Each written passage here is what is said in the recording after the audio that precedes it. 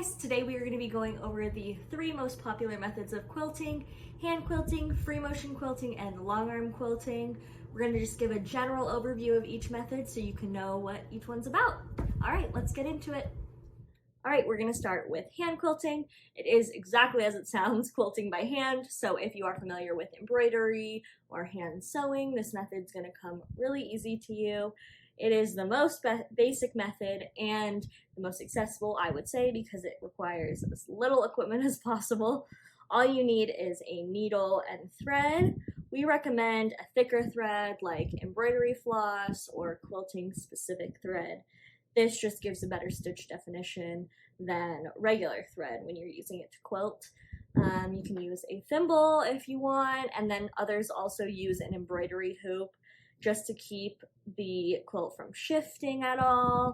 It makes your space a little easier to work with, but really it's personal preference. You can use safety pins to baste or basting spray. You can see I use safety pins here, and it worked out pretty well. You just want to remove them as you're going so it doesn't get in the way. But yeah, it's a pretty simple method, and I'm going to move you up top now so you can see what I'm doing, and we'll give you a basic walkthrough. Alright, so we've got our pieces cut out, we have the back, batting, and top. Make your quilt sandwich, and we'll put it through our embroidery hoop.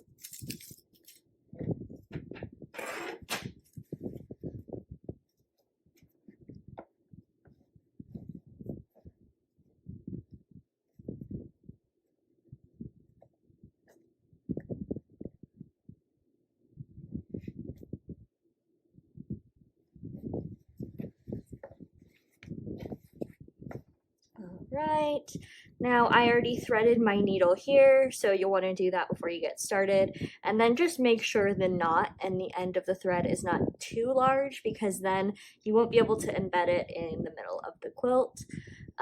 This, I would say, is the biggest question mark for most people that want to take on hand quilting.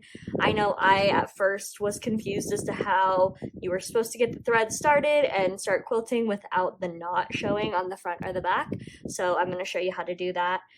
So after you get the knot in, make sure it's not too big. We'll just go in it wherever you want to start your quilting, and you're going to put the needle through. You'll put it through the top and the batting, but you won't go through the back, and then you'll come back up,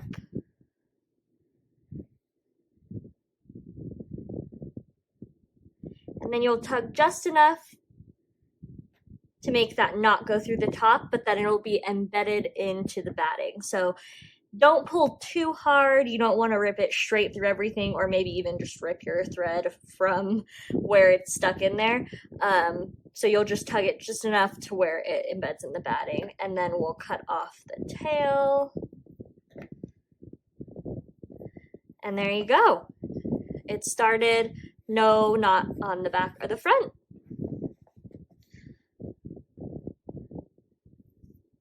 So now we will get to quilting.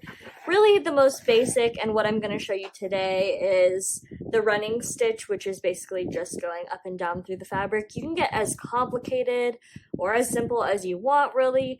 I think that's my favorite part of quilting, is there aren't really any strict rules, so you can do this however you want.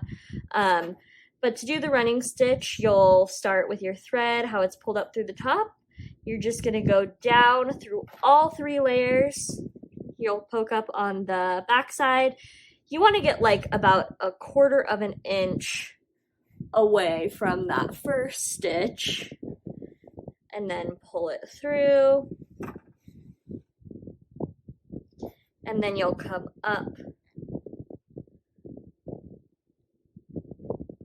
about 1/4 of an inch away again to create that stitch on the back. And you'll just keep doing that. You can do it in a straight line, you can do it in a pattern, however you want, really. If you are comfortable with this, you can do more than one stitch at a time by kind of bobbing it through. That is more helpful when you have a longer needle. just because it makes it a little easier to handle, and you can get farther in your quilt without having to run out of needle. But yeah, it's pretty simple. If you guys have any questions, you can leave them in the comments below, and we will do our best to answer them for you. Okay guys, that's it for our video today. We hope you enjoyed it. If you're new to our channel here at Dubline, we love helping quilters. If you guys have any ideas for things you'd like us to cover, leave it down in the comments below, and please give us a subscribe. We would really appreciate it. See you next time.